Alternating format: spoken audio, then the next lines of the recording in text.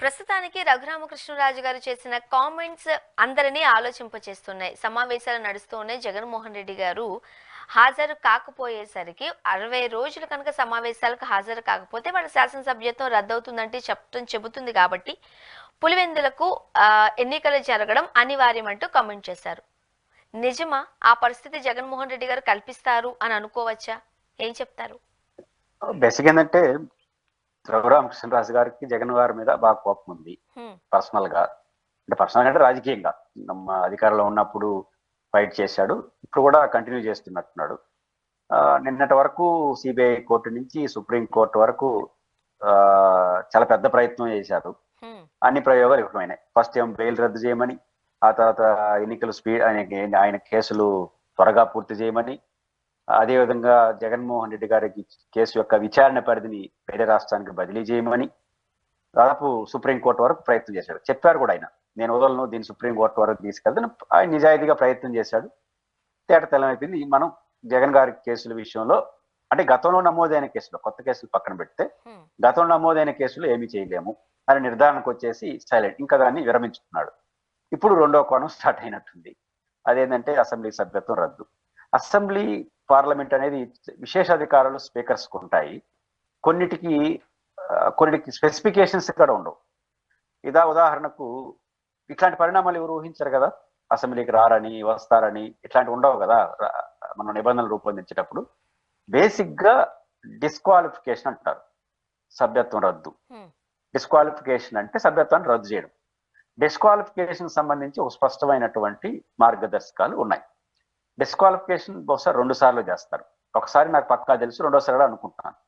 పక్కాగా ఉన్నది ఏంటంటే, ఒక పార్టీలో గెలిచి సింబల్ పైన ఆ పార్టీ ఇచ్చే విప్పుని స్వీకరించి ఆ విప్పులో ఆదేశాలకు భిన్నంగా శాసనసభలో లేదా పార్లమెంటులో ఓటు వేసినప్పుడు లేదా ప్రవర్తించినప్పుడు విప్పు జారీ చేసుకోవడం, జారీ చేసిన విప్పులో ఆదేశాలకు భిన్నంగా ప్రవర్తించడం. అంటే ఏమని జారీ చేస్తారు? విప్పు, నువ్వు పార్టీ తరపున అభ్యర్థిగా గెలిచావు కాబట్టి అసెంబ్లీ సమావేశానికి లేదా పార్లమెంట్ సమావేశానికి రావాల్సి ఉంటుంది, ఖచ్చితంగా రావాలి. మరియు వచ్చి ఫలానా తీర్మానానికి వ్యతిరేకంగా ఓటేయండి, లేదా ఫలానా తీర్మానానికి అనుకూలంగా ఓటేయండి, ఫలానా అభ్యర్థికి వ్యతిరేకంగా ఓటేయండి, లేదా ఫలానా అవిశ్వాస తీర్మానానికి అనుకూలంగా ఓటేయండి అని నిర్దిష్టమైన ఆదేశాలు ఇచ్చినప్పుడు ఆ ఆదేశాలను స్వీకరించిన తర్వాత సదరు శాసనసభ్యుడు పాల్గొడు వారి యొక్క పర్మిషన్ లేకుండా కానీ సభకు రాకపోతే ఖచ్చితంగా అతను డిస్క్వాలిఫై అవుతాడు. ఇది రూల్.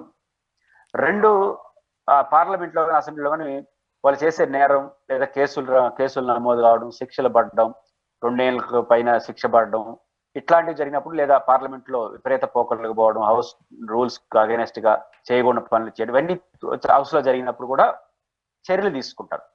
అప్పుడు డిస్క్వాలిఫై చేసినట్టుగా మనకు తెలియదు. కానీ అంటే 2 ఏళ్ళు శిక్ష పడితే కూడా 2 ఏళ్ళు పైన ఖచ్చితంగా స్టే లేకపోతే శాసనసభ రద్దు అవుతుంది.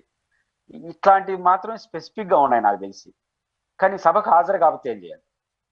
దీని మీద నేను చదువుకున్నంత మేరకు ఇతిమిద్దమైనటువంటి మార్గదర్శకాలు ఏమి లేవు. 60 రోజులు లేకపోతే ఆటోమేటిక్ గా రద్దు అయిపోతుంది. రద్దు అయిపోతే జగన్మోహన్ రెడ్డి గారు గతంలో పాదయాత్ర ఎప్పుడు ఎందుకు రద్దు కాలేదు? పాదయాత్ర సమయంలో జగన్మోహన్ రెడ్డి గారు సభకు రాలేదు.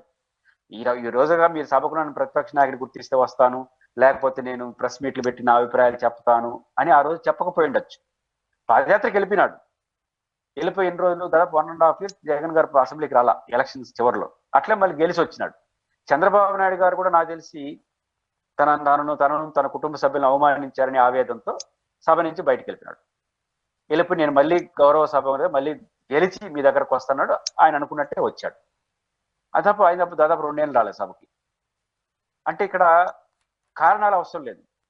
బహిష్కరణకు కారణాలు ఏమి టెక్నికాలిటీ యాక్సెప్ట్ చేయవు. నాకు అవమానం జరిగింది కాబట్టి వెళ్ళానని, లేక నాకు పాదయాత్ర ఉంది కాబట్టి నేను వెళ్తానని జగన్ కానీ ఇవికే చట్టం ఒప్పుకోదు. మరి ఇప్పుడు చంద్రబాబు గారు ఎందుకు రద్దు కాలేదు పార్లమెంట్ సభ్యత్వం? జగన్మోహన్ రెడ్డి గారికి గతంలో ఎందుకు రద్దు కాలేదు అసెంబ్లీ సభ్యత్వం? ఇద్దరికి, జగన్ గారికి రద్దు కాలేదు గతంలో, చంద్రబాబు నాయుడు గారికి రద్దు కాలేదు. మరి దీని ఎట్ట చూడాలి? నాట్ ఓన్లీ జగన్మోహన్ రెడ్డి గారితో ఆయన ఎమ్మెల్యేలు కూడా వెళ్ళిపుస్తున్నారు. గుర్తుంటే పాదయాత్ర వాళ్ళు ఊరు రాలప్పుడు అన్నారు, నువ్వు పాదయాత్ర పోతున్నావు కదా, మిగతా ఎమ్మెల్యేలు పంపించచ్చు కదా అన్నారు. లేదు, అందరూ వెళ్ళిపుస్తున్నారు. కాబట్టి గతంలో జరగలేదు కదా, అప్పుడు ఎందుకు తీసుకోలేదు? ఇవన్నీ చూసినప్పుడు ఇప్పుడు ఉదాహరణకు చంద్రబాబు నాయుడు గారు సభను సభకు హాజరాకుండా ఉన్నది ఆయన ముఖ్యమంత్రి ఉన్నప్పుడు కాదు, ప్రతిపక్షం జగన్మోహన్ రెడ్డి గారు ముఖ్యమంత్రి ఉన్నప్పుడు శేఖర్ అన్ని వాళ్ళు ప్రభావితం చేయగలరు. ఏం చేయలేదు. జగన్ గారు ఇదే తెలుగుదేశం ప్రభుత్వం అధికారంలో ఉన్నప్పుడు కూడా జగన్ గారు 1.5 year పాదయాత్ర వెళ్ళిపోయినాడు, అప్పుడు ఏమి చేయలేదు. మరి దాన్ని చూడాలి. కాబట్టి ఇవన్నీ చూసినప్పుడు డిస్క్వాలిఫికేషన్ ఒక స్పెసిఫిక్ నిబంధనలు హౌస్ లో ఉన్న కారణంగా ఇట్లాంటి కారణంతో సభకు రాని కారణంతో రద్దు చేయడం టెక్నికల్ గా సాధ్యం కాదని నా నమ్మకం, నాకున్న అంచనా. మరి చూడాలి ఏం జరుగుతుంది అనేది. అయితే ఒకటి చేయొచ్చేమో, మీరు సభకు నో వర్క్ నో పే అంటారు కదా, ఉద్యోగం నుంచి సస్పెండ్ చేయాల్సిన అవసరం లేదు. నో వర్క్ నో, నువ్వు ఉద్యోగం రాలేదు నీకు జీతం లేదు, ఆ రకంగా అసెంబ్లీకి రాలేదు కాబట్టి నీకు జీతాలు లేవు అనేది ఏమన్నా చేస్తే చేయొచ్చు అనుకుంటున్నాను, నేను అనుకుంటున్నా అసెస్మెంట్. ఇది తప్ప అసెంబ్లీని రద్దు చేసే అధికారం అవకాశం టెక్నికాలిటీస్ రీత్యా లేదు. కాబట్టి రఘురామకృష్ణరాజు గారు చేసిన దాన్ని సాధ్యం కాకపోవచ్చు. ఒకవేళ ఇంకా దీనిపైన చర్చ దీని పేరు చర్చ జరుగుతూ ఉంటుంది, రద్దు చేస్తారా రద్దు చేయరా అని. ఒకవేళ రద్దు చేసినా మళ్ళీ కోర్టుకి వెళ్తారు, కోర్టులో సభ, ఇవన్నీ టెక్నికాలిటీస్ ఉంటాయి. అంత త్వరగా కాదు, 6 నెలలు 60 నెలల్లో త్వరలో రద్దు చేసేస్తాం అంటే నేను మాకు ఏమంటారు దాన్ని, పులివెందులు ఎలక్షన్స్ వస్తాయి, ఇవన్నీ హైప్ క్రియేట్ అవుతాయి, టెన్షన్స్ క్రియేట్ అవుతాయి.